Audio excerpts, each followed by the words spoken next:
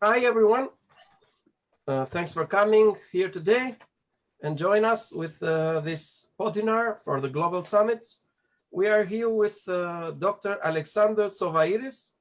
He is born in Thessaloniki, Greece, and he has got French and Greek nationality.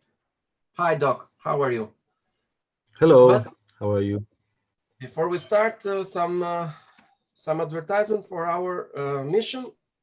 So the Universal School of Health is an educational organization, part of the Global Summit Institute, born with the firm conviction that only through high-level academic education and innovation will we achieve the greatest benefit for the entire global health ecosystem. For over 8 years, we have been working on behalf of the doctor-to-doctor relationships, and in this time, multiple verticals have been developed in order to improve the services provided to doctors from all over the world. However, we currently have the following priorities in our institution: bring face-to-face and virtual updates in the field of health in our entire medical community. Therefore, we must redouble our efforts, but we can only achieve a greater impact by working with the leadership and hand in hand with more people who share our values and strategically guide our work. Those of us who are part of Universal School of Health extend a cordial invitation to collaborate with us in our CE program. We would be delighted to meet with you and discuss this invitation in more depth and answer your questions. We would be very honored if you accept this invitation. Our vision, moral character, skills, and connections will undoubtedly be essential for Universal School of Health to more effectively influence our ecosystem. In the next few days, we hope to hear your response. My email is Dr. J. Regnefere at universalschoolofhealth.com, and if necessary, we could talk personally about this invitation. In advance and on behalf of the members of the board of the Universal School of Health, thank you very much and greetings. So if you have the pleasure to do this with us, then please join us and it will be very good.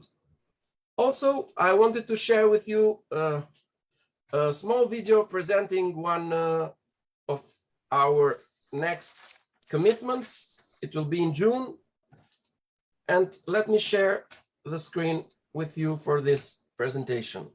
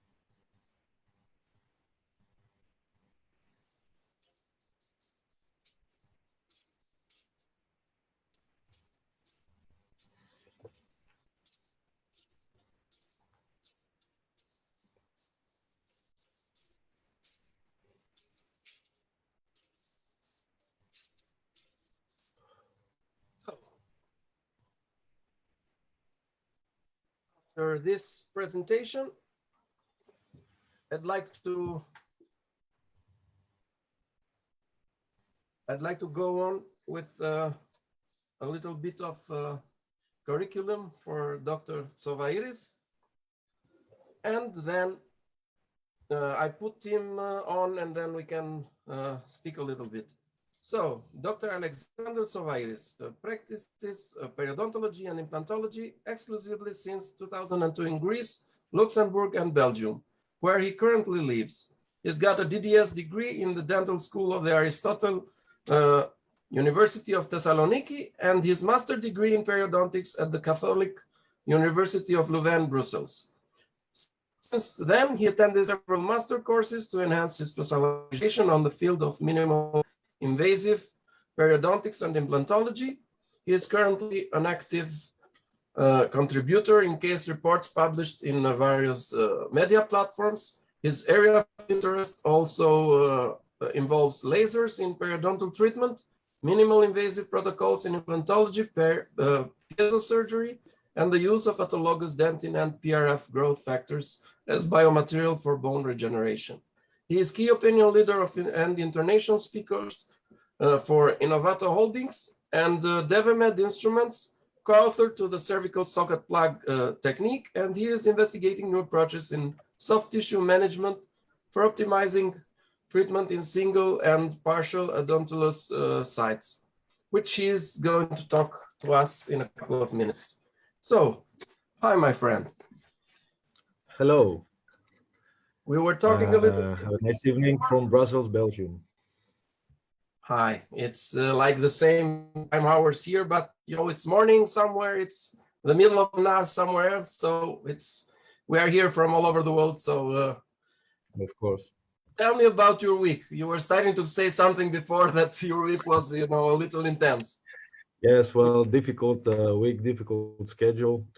Sometimes we put some surgeries in Saturday, and you know, in the end of the week is really harsh. But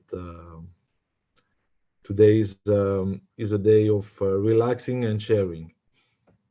Yeah, definitely. It's now you're gonna share some stuff with us, and since I'm one of the guys that know what you are talking about, I believe it's gonna be very interesting for our audience. So without further ado, I'm gonna leave the stage to you, and you can go on with your presentation. Okay, thank you very much.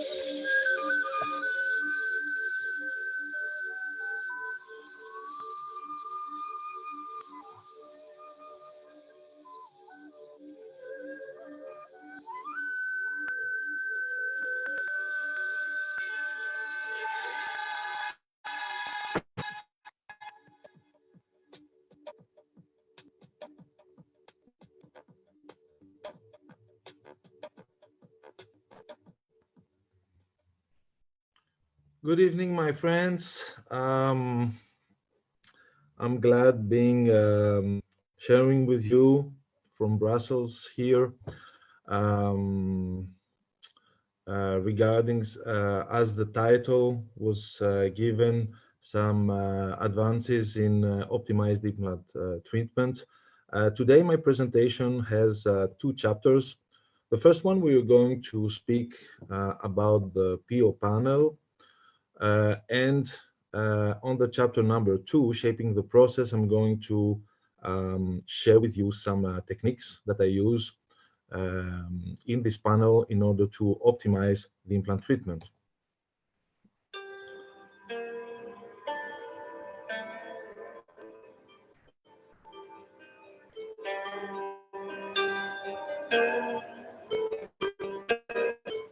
So let's start a little bit about optimization. What exactly do we mean with optimization in implant dentistry? If you look up in a dictionary, it's the act of making something as good as possible. And we have a lot of synonyms like augmenting, supplementing, preserving, and anticipating. These are things that I do nearly every day in order to have an optimized result during my implant treatment. And when I want to show someone what is an optimized implant treatment, I pick up a case. So this is, I would say, a classic case that I use. So socket preservation, site 45 and 46. In the picture you see on the left, this is the result after 3 months. And now I'm going to do a soft tissue management with my implant placement. Here I'm going to place 2 Straumann implants. And I'm going to do an apically repositioned flap, which is done not in full thickness, but in partial thickness. I'm going to place my implants with a rule of 4 or 5 millimeters above the implant platform in order to ensure bone stability through socialization. And here, this is what I get after the osseointegration of the implants. You see that I have placed some stock healing abutments. I don't use them a lot anymore. This was a case I did several years ago, but this case allows me to show you how we get from a non-optimized to an optimized implant treatment. So with this cervical guide from the VPI cervical system, we're going to enhance our treatment. We're going to mimic the nature by choosing an appropriate cervical profile for around the implant platform. So I'm going to go to the mold part of the cervical system. You can see all the information about the system in the Innovator Holdings page. There are 2 parts, one guide, one part with the guides that is corresponding to the second part, which is the mold. And with the mold, we can fabricate some customized abutments. With a procedure that I call resurfacing, I'm going to place these customized abutments. Resurfacing means that I'm going to remove the epithelium very gently, either with a burr like you see on your right, or with a microscalpel. And part of the connective tissue, I'm going to place these abutments, and you see some little releasing incision on the molar that are going to give me some elasticity. And we go from this non-optimized result to this result. And I think you're going to agree with me that the one on the right mimics more the nature, meaning that is more appropriate. The profile of the tissues is more appropriate for a molar and a premolar. And of course, we have a very good tissue quality, which is very important. We don't have epithelium here. We have an hemidesmosomal attachment using nanohybrid composite. You can use also other. You can use PMMA or, of course, zirconia, which gives very good results. These are the final pictures with the crowns and the final X-ray. Now, optimization for me is 3 things. So cervical profile generation, keratinized tissue preservation around the implant, and soft tissue quality within the cervical profile. Now, regarding the cervical profile, we have three zones that are very interesting. The cervical profile zone, transitional zone, and emergence profile zone. Normally, what we have using stock abutments is the emergence profile zone and a very narrow cervical profile and transitional zone. So the transitional zone um, is concerning the junctional epithelium. The cervical profile zone is the sulcus and contains the plug zone, and the emergence profile zone, the connective tissue. Now, in order to understand what we can get with a stock abutment and with a customized anatomical abutment for cervical profile generation, you can see these beautiful clinical pictures courtesy of Benjamin Cortas. And here we see clearly, sorry, go back here, we see clearly in blue the cervical profile zone, which is very limited around the stock abutment and is enlarged around the implant platform that has the anatomical abutment.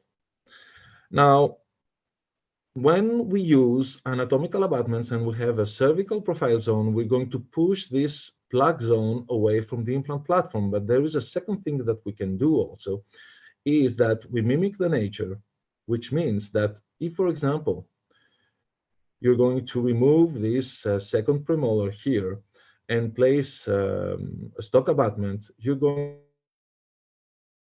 to have a shift of the gingival outline inwards.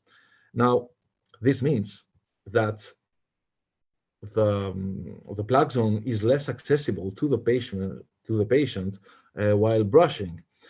And what you can do is restore this shifting by using anatomical abutments. Here is a cervical guide that we can use, and we can mimic the nature by placing the gingival outline where it should be. These are sections of roots, beautiful work courtesy of Philippe Lobel. Now, these pictures, I see them every day. For example, what you see on your right, the second lower premolar, you see the inward shifting of the gingival outline. So this is very difficult for the patient to accurately remove the plaque, and we have the same thing on the molar on the left. Now, we have also to keep in mind that when we are going to generate an emergence profile, we're going through the implant impression and the working cast for the technician duplicate what we do. So if we provide an error from the beginning, the error is going to be duplicated in our final crown. For example, you see in these pictures, what can happen is the following. The technicians are not having a lot of options. Either they're going to provide the contacts with the neighboring teeth, and they're going to provide mushroom-shaped crowns, trying to catch up with a proper emergence profile. And this, of course, is very bothering for the patients because this means food accumulation on interproximal spaces, or even worse, we're going to have overhanging crowns. How is it possible, you see it in these two pictures, for the patient to remove plaque on this upper molar implant? It's impossible. So this means a risk of periimplantitis development in the future. Now, currently we have a lot of techniques emerging that give us the possibility to mimic the nature correctly around the implants. The problem is that these are mostly remote techniques from here and there. We follow these techniques, but it's like seeing the tree but not the forest. So what I try to do from 2015, when I started the first technique that I consider part of this panel I'm going to present, and it was the socket shield technique, was to reassemble all the knowledge I had into a panel which I call the PO panel. It's a prosthetically enhanced optimization panel. Now, what is this panel? An ensemble of prosthetically enhanced surgical procedures for an immediate or an early optimized implant therapy. There are some key elements for this panel. So the key elements are three: access, the use, so access to the surgical site. It can be an atraumatic access, for example, imagine an extraction of a tooth, or it can be an open flap procedure. Imprint, so what we do, we are going to, from the beginning, we're going to introduce an imprint, which can be an abutment unit or a plug unit, as I'm going to show in the CSP technique.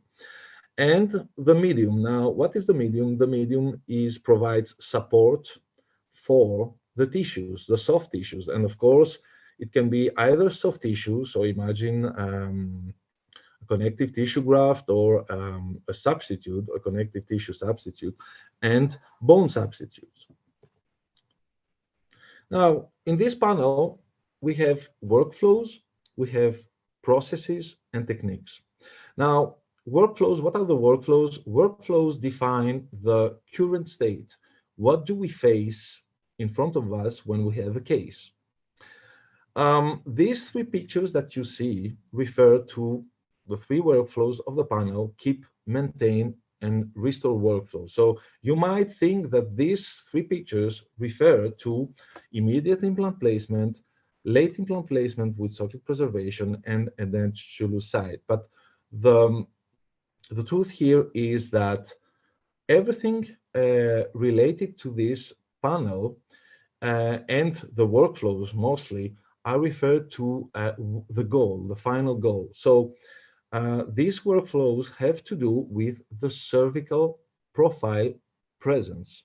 So when we have the keep workflow, okay, we have already the tissues we want to achieve in the end. Okay, so you extract the tooth atraumatically and you place an implant. And you're going to keep this profile either with an anatomical abutment or with a provisional. Now, in the maintain, we have everything from the start, but we're not going to place an implant, or if we place it, it will be submerged. That means that the cervical profile, the contour we're going to maintain, we have to rely on some nearby structures to maintain it, okay? And then we will have either the implant placement, or we will have, we're going to uncover the implant and keep the cervical contour we maintain for some time. And the restore, which is the most difficult workflow, is we have nothing from the start. We don't have any cervical contour. We have to make up everything during the case. So here, for example, I put it again in order to show you that these don't relate necessarily in immediate, late, or edentulous cases. You see on the maintain workflow, we have an implant, but it is submerged. It's not connected to a fixture that would keep the cervical contour. In the restore workflow, we can have a submerged implant that we will need to uncover later. So no cervical contour here also. If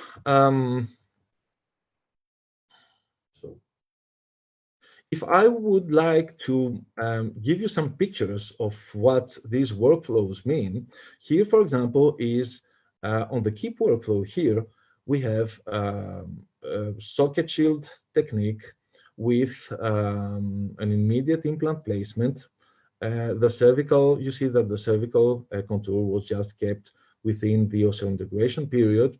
On the maintain workflow, we do not have this. We have a CSP case, cervical socket plug case. You see that everything is generated, but you don't see any implants.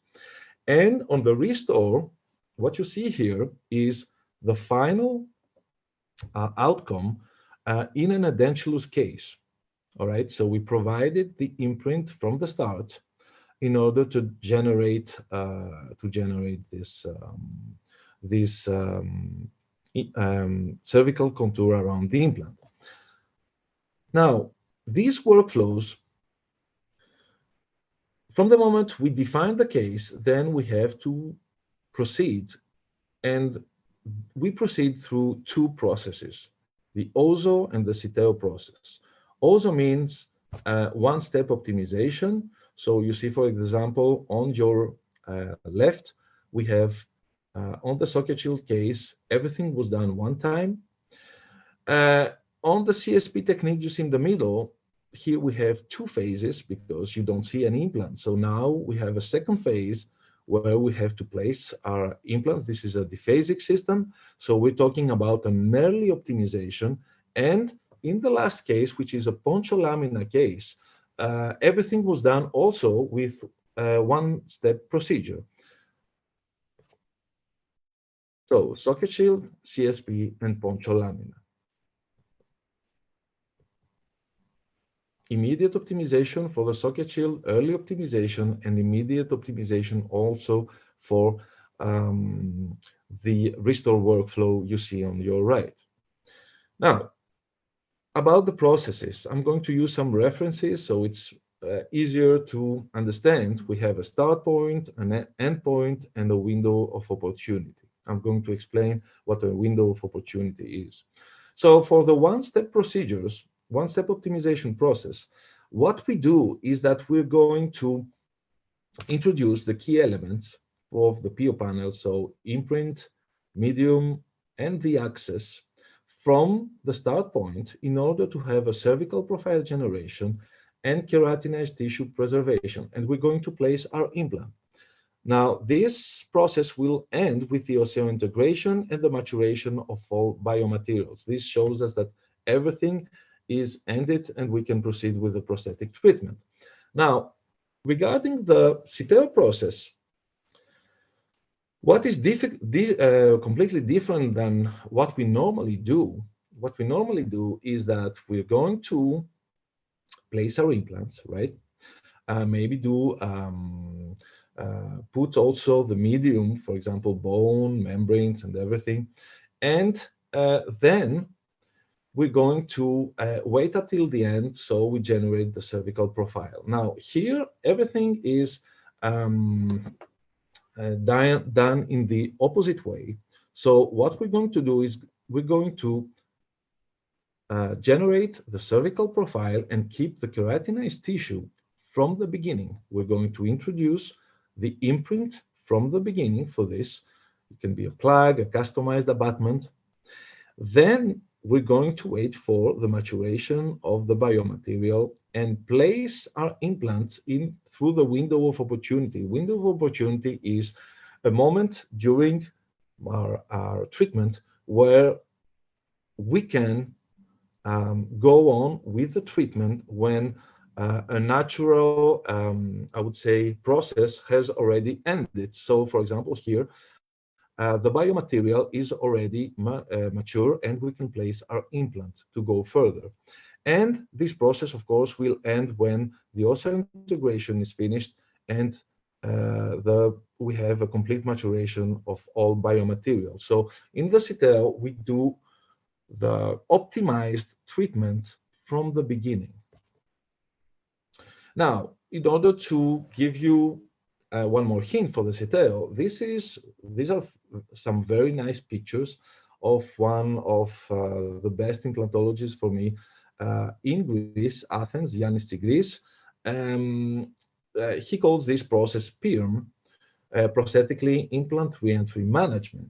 This is the normal process. So he has already placed the implants, and after the implants are osseointegrated, he's going to manage the tissues with the implant, which might be provisional, in order to have this result.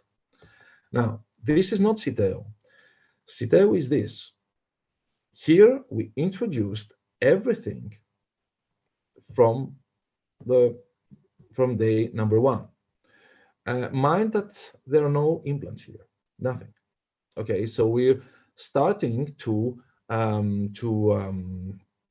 do the management of the tissues as we want them to be, and of course bone regeneration, and then we're going to place our implants later.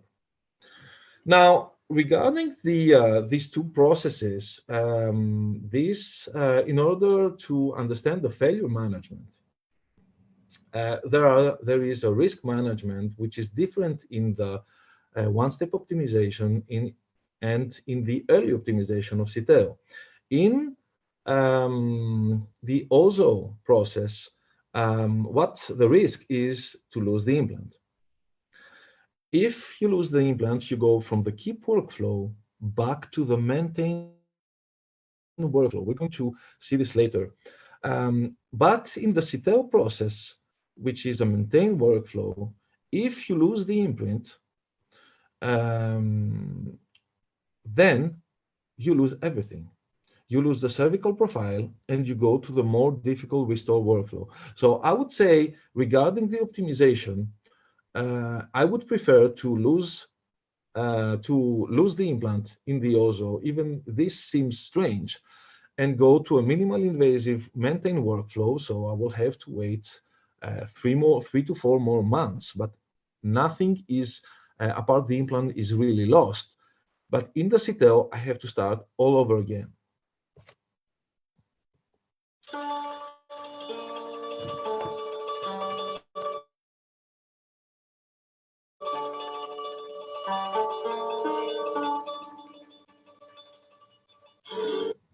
So here, after explaining to you the workflows and the processes, all these workflows and processes refer to some techniques. Today, I'm going to speak mostly about the maintain workflow and the restore workflow with two innovating techniques that I'm doing from 2018.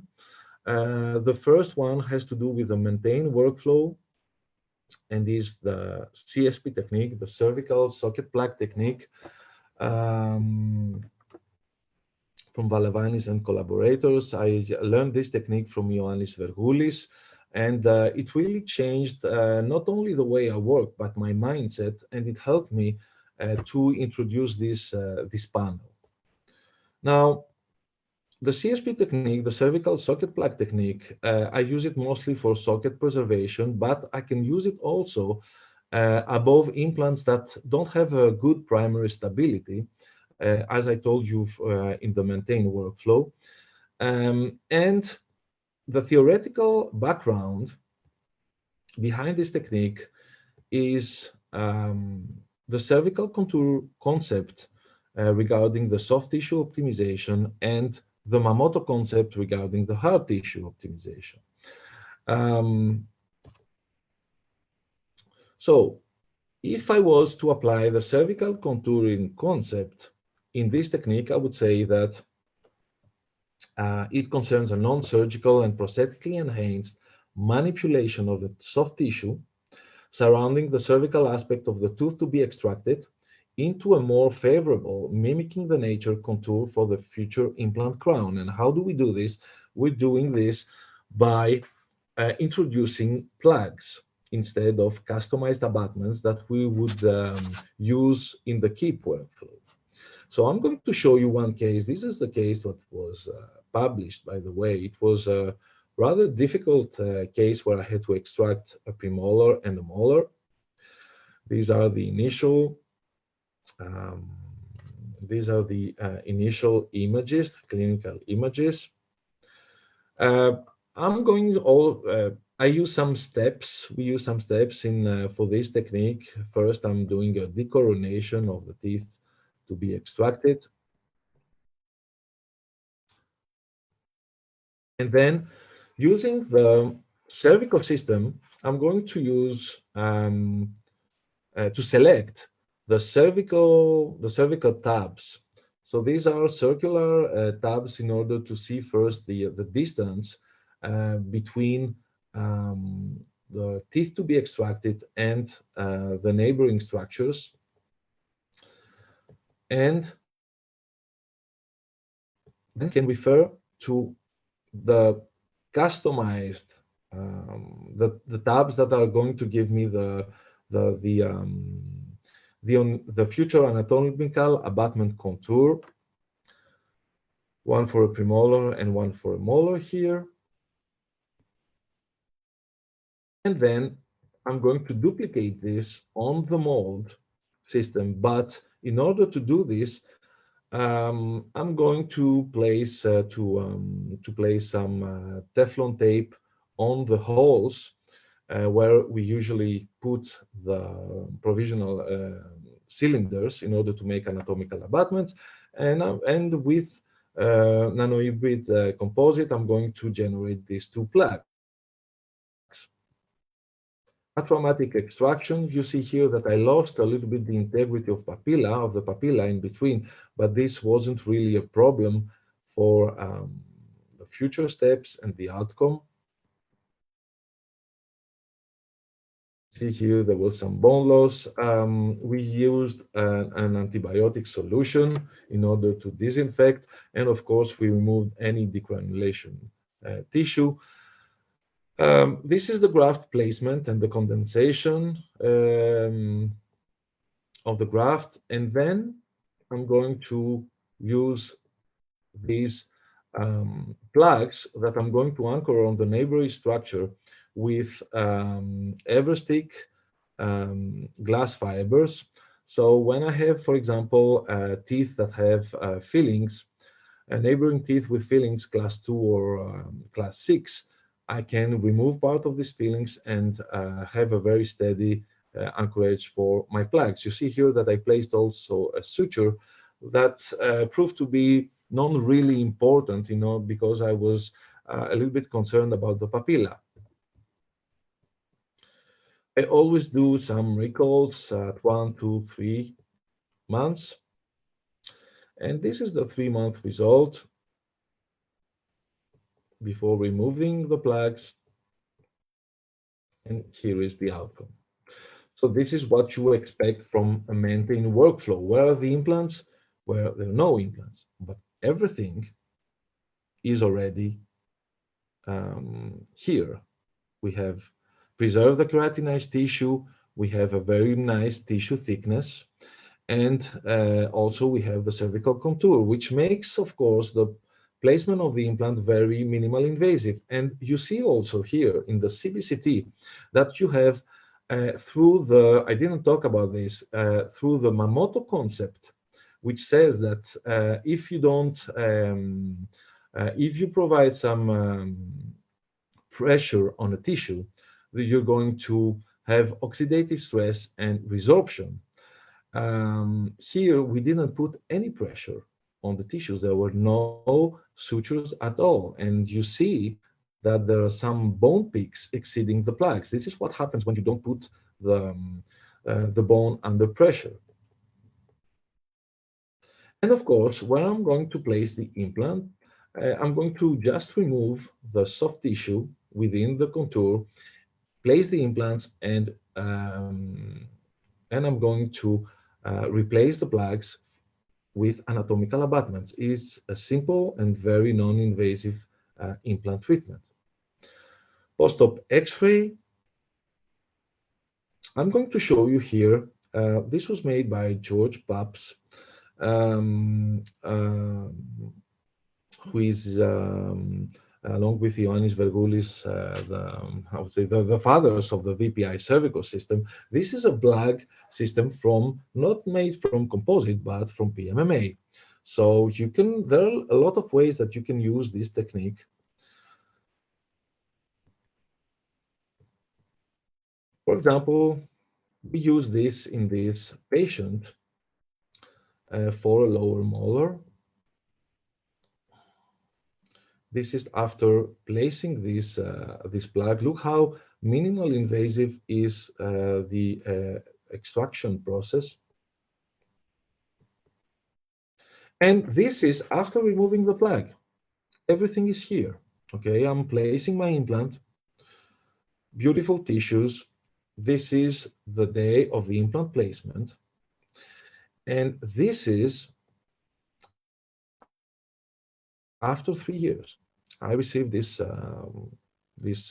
panoramic, this OPG detail some days ago, and look the stability of the bone. Beautiful. In the same patient, and this was quite challenging, I had to remove also a second molar. Now here, and this is a work from Bogdan Moldoveanu, a technician from Romania. The problem is that I had two neighboring premolar and first molar teeth that had crowns, and it was very difficult to find a solution. Here is another customized solution that has a metallic support, removal of the second molar, and here I'm going to place the structure. Now the patient lose this structure during the process, but was able by friction to maintain it in place. And you see that we had exactly the, even in this very difficult condition, a very nice contour. This was the day I placed the implant, and this is after 3 years. Look at the stability of the bone. Zero bone loss. So this is regarding CSP, but we have progressed in more difficult cases. Who said that for CSP you have to anchor on neighboring teeth? So this is the SRCSP, which will be published in 2022. This is one of my technicians, Remco van Sommer-Brand from the Netherlands. And what you see here, is not one plug, you see three. So you see the first molar, the second molar, and the first premolar. So this was made digitally, and this is made in an analog workflow by me. So you have one implant, a keep workflow after extraction. This is the first upper premolar. All the rest contain only one submerged implant, thus which is the second molar. So you see how extended can be the treatment when you have other ways of anchorage. This is the result. I don't really like the lateral frenulum on the second molar section, but still, I think we have the cervical contour, a very nice result. And on the picture on the right, this is how I'm going to send the patient for the prostate treatment. Everything is already there. So I'm going to end this presentation with a new technique that we are introducing in 2022, along with Remco van Sommer-Brand from the Netherlands and Roberto Rossi from Italy, which is called the poncho lamina technique for also process in edentulous site. So what I showed you for the moment was maintain workflow. We go now to the restore workflow. It's always a very hard workflow, but I always thought, is it possible to have soft and hard tissue augmentation with cervical contour generation at the same time? So today we can say yes. This is, you can find our publication. I can send you the link. And here I'm going to show you some cases for single implant sites. Of course, we know very well that when a technique is published, till it's published, we have gone further with the difficulty of treatment. So what we do right now is multiple site cases. But let's see today some single implant cases. So here, for example, we had to place a premolar implant. This patient came in order to have an implant placement on site 34. We had already a second implant, a Straumann implant inside, excuse me, 35, and we had a Straumann implant on site 36 that had a dehiscence. The patient didn't want to replace the crown on this implant that was for me inadequate. So it was quite challenging. These are the CBCT images pre-op, and this is the clinical situation. So you see that, of course, there is not, we can already guess that there is a bone defect.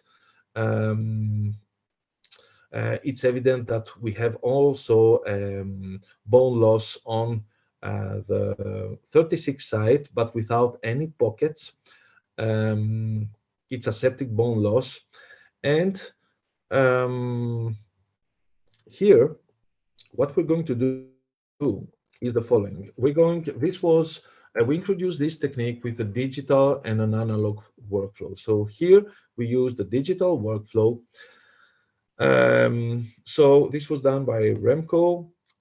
What we do is that we first we send the STL file to the technician, and then the technician is going to select the profile, the future profile of the tissues that are going to give also the configuration of the tissues for the future crown. So here we chose, usually what Remco does is that he has scanned the cervical system, and he sends me back the profile which is more adequate for the case, and he waits for my approval. So once we have the profile we want, then he's going to design the profile that is corresponding to the digital cervical tab and he's going to place it 3 millimeters subgingivally. And later on, what he does, he's going to create a retention groove, which is on the marginal tissue level. I'm going to explain why we use these grooves later on. So after this, I'm going to go through these slides very fast. He's going to print the profile. You can see all the steps in the article. This is how this profile comes to me, and he's going to provide me also a template. So this template is has an opening which is on the section of the groove. This is the digital workflow for the making of this template. He's making a template intersection with a profile digitally. He's going to increase the width of the template, clean it, pure it, and he's going to send it to me along with the profile. So what we're doing here is, for the surgery, is the following. What we want is to place our implants in the correct position. We are going to do a hard tissue augmentation, so we're going to do a bone graft, basically. And we're going to make a compound of the customized abutment along with a cortical sheet, which in this occasion we use the lamina from Osteobiol, that we're going to connect with the customized abutment in the area of the groove. So the groove, this groove is, we make it in order to hold this membrane. So this membrane will provide a shell that is going to hold everything. So regarding the surgical workflow, we're going to maintain as much of the tissues. This is the access key element. I'm always using envelope flaps. So what you have to do here is you're going to, we have to be careful dissecting correctly the papillas. You see that the bone width is not very big. And what is very important is to release the flaps as you would do in a big lateral or vertical augmentation. Then I'm going to use here some Versa drills. Of course, you can use your normal drills. I use the Versa drills because I want to keep as much as bone is needed. Of course, I cannot rely on this densified bone. I'm going to use veneer graft, of course. So this is after the drilling with Densa. And then I'm going to place my implant. Now, this is very important. I'm going to place my implant subcrestally. Okay, I want as much of the implant to be in native bone. Okay, and the future step is this one. I'm going to use, here I used an MIS implant V3 with a quite good torque. And I'm using single unit or multi-unit abutments. Now, why do I use this? Because remember, we're going to place a graft, a membrane that is quite high because placed quite high. Why? Because the groove is on marginal level. So I always use intermediate abutments. Otherwise, when I'm going to remove the abutment after the complete healing and integration of the implant, the prosthetic dentist might have some issues in placing the impression post. If there is this difficulty, then we have to clean around the implant platform, which is not very good because we're disrupting the biology around this platform. So for safety, I always use some intermediate abutments. So this is a 2 millimeter height. This is what I prefer to use. The cylinder, provisional cylinder. And then I'm going to connect the profile with the cylinder with a composite. This is the final product on your right. This is an intraoral connection. And then I'm going to prepare the lamina. So the lamina is a membrane of a barrier of cortical bone. Here it's xenograft. I'm going to use the template made by Remco. And I'm going to, this is the soft lamina. We use for this technique either the soft or the curved, which is has a bigger width. Normally the curved, which is bigger, I use it for more difficult cases, and especially in multiple sites. Now, we're going to disinfect the template, and I'm going with a microscalpel.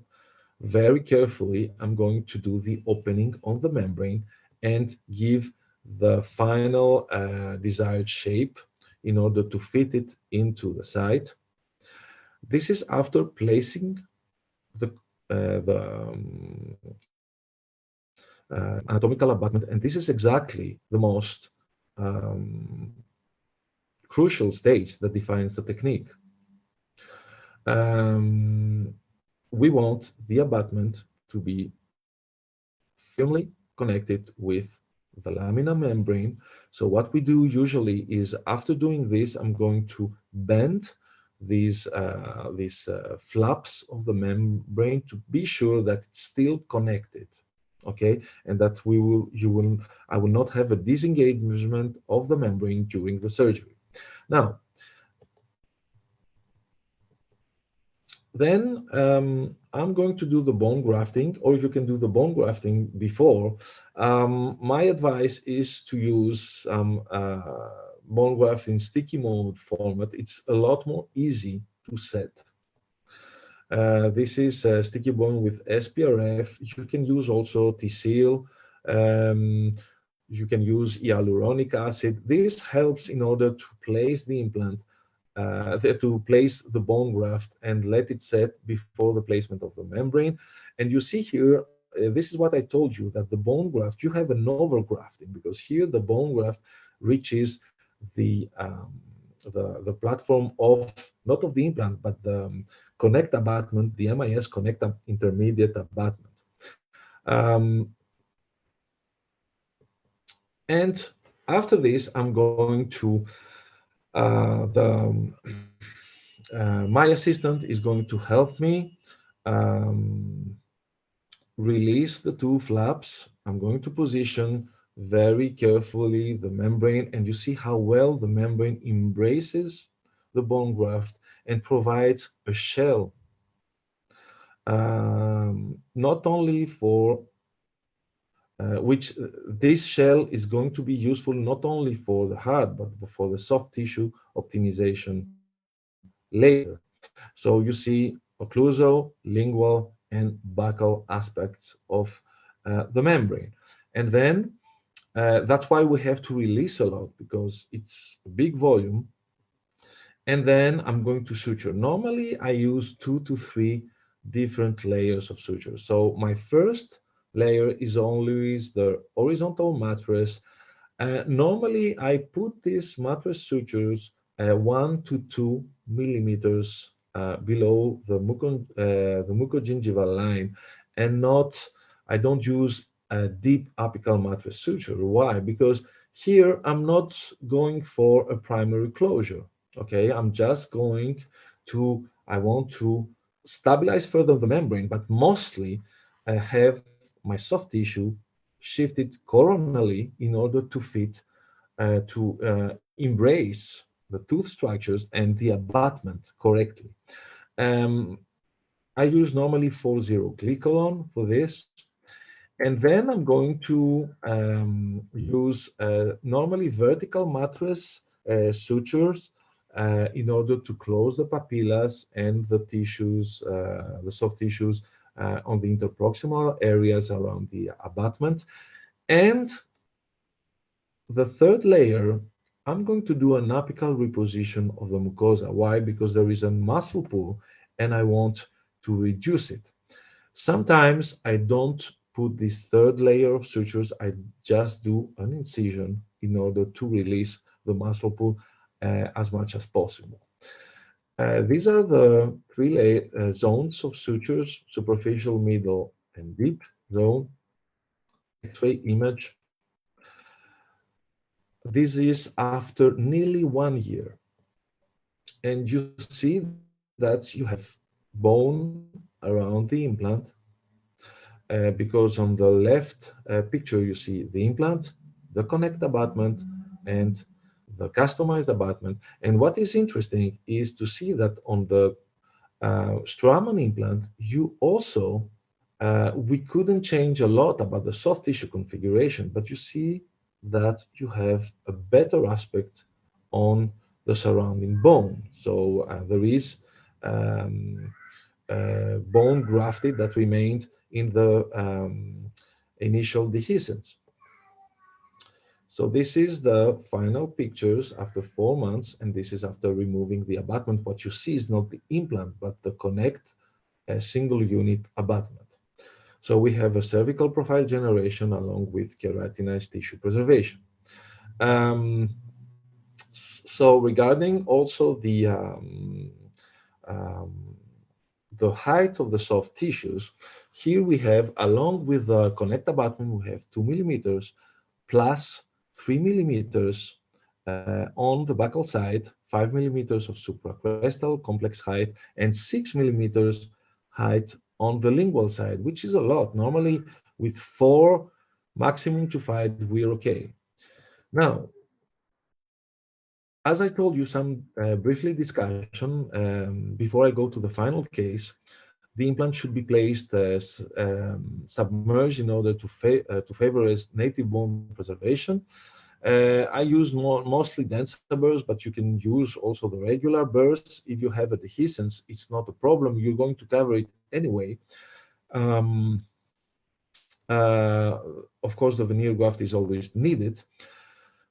And if you use VersaBurst, you should be very careful in regarding the bone density also. So bone graft sticky mode makes it more easy for the grafting procedure. Sometimes also I decorticate, something that I didn't show here, the alveolar crest prior to the grafting in order to favor its integration. And the apical repositioning of the mucosa prevents muscle pull and, of course, enables a better soft tissue adaptation on the imprint. You can replace this actually with this apical repositioning by avoiding having deep apical mattress sutures. Here, this is the last case I'm going to show from a bunch of poncho laminar cases. I'm going to show this case for two reasons. First, it's an anterior case, so it's much more difficult, but also it's a case I did analog. So it's an analog workflow where I didn't need the technician. So this is the initial situation. This is an upper canine, the upper canine 23. And this is after a failed GBR. You see that there is bone on the palatal, but there is a big defect on the buccal that needs bone regeneration.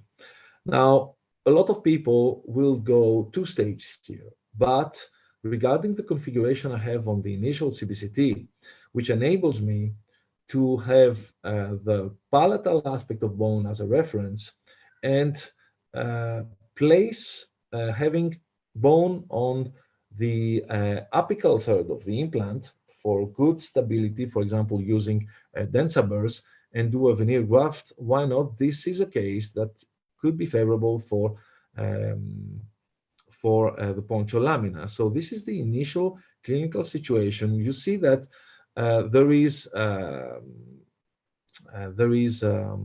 there are enough tissues, but these are only soft tissues. The bone, because of the failure of the GBR, has a defect. So how am I going to do this on an analog way? The first thing is that I'm going to make an anatomical abutment. I'm going to use the cervical system here. And then I have to place my groove. Now, normally the groove, I place it 3 millimeters from the base of the anatomical abutment. Now, mind that here I have a provisional cylinder for a single unit. I'm going to use a pencil or a pen. I'm going to make the contour for the peripheral groove, and I'm going to use a little burr in order to create a groove that will have almost 1 millimeter of width and 1 millimeter of depth. Then I'm going to, and you see that here, this is quite interesting. I used an anterior large cervical tab for making the customized abutment. And if I go minus 1 millimeter, I'm having an anterior medium. That means that in the section of the groove refers to an anterior medium tab. Now, this is what I explain here. And then these are the two tabs I'm going to use. So I use the anterior large tab in order to make the abutment, and I'm going to use the guide, the tab, the anterior medium, in order to have it as a reference to open, to make the opening to the memory. Now, what happens if you don't have? You have, for example, an anterior small, and you cannot have a guide that can help you go further because we don't have a smaller guide than the anterior small. Then you're going to fabricate it yourself. That means that you are going to fabricate a duplication of the abutment, like a plug. You're going to section it on the groove, flatten it, and you're going to use it as a new guide on the membrane. Everything is possible. Then you're going to trim out the opening, and you're going to fit the abutment and shape the membrane. All the surgical steps here were according the case I showed you previously, and this is the 4-month post-op CBCT. This is a very good result. You see all the bone regeneration. You see the connect intermediate abutment, and you see the customized abutment with the groove. And here is the final aspect before the provisional. You see that we need some more maturation of the quality of the soft tissue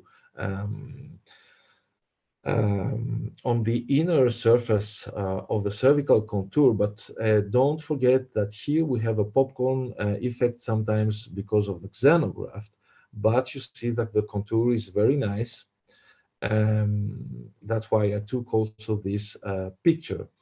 Now, the supracrestal complex here, also we have 5 millimeters on the buccal side, palatal side 6 millimeters, which is more than enough. Taking, of course, in account also the connect abutment, the single unit abutment. These are also the two cases I wanted to present you for the poncho lamina. This is a technique that we started using in 2019. With the second case, I wanted to show a simple way to do it using the VPI cervical system. If you don't use the VPI cervical system, then you need a customized abutment and duplication of the profile of the abutment to do it. And I can tell you that with this analog workflow, we can go up to 2 neighboring implants. These are 2 techniques I wanted to share with you today that are current advances in the optimized implant therapy for the maintain and restore workflow, which are the most challenging. And we're currently, during 2022, advancing with not only with single cases, but with multiple cases, with 2, 3 implants, offering more and more possibilities. Thank you very much for your attention.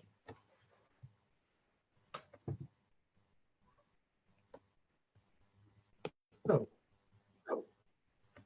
it was really very nice. I like the techniques.